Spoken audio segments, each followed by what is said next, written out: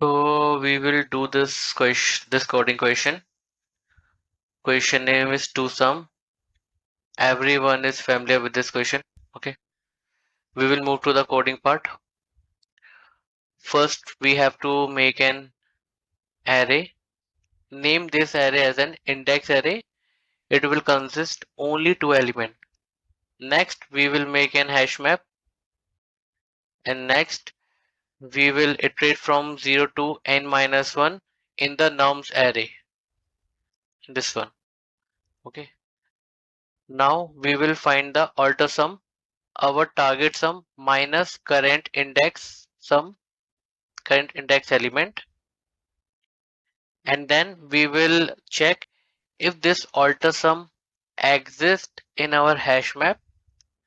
We will assign this index values in our index array and return it. Otherwise, we will assign this nums element value in our hash map.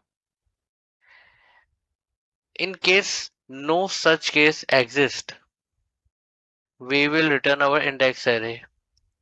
That's it.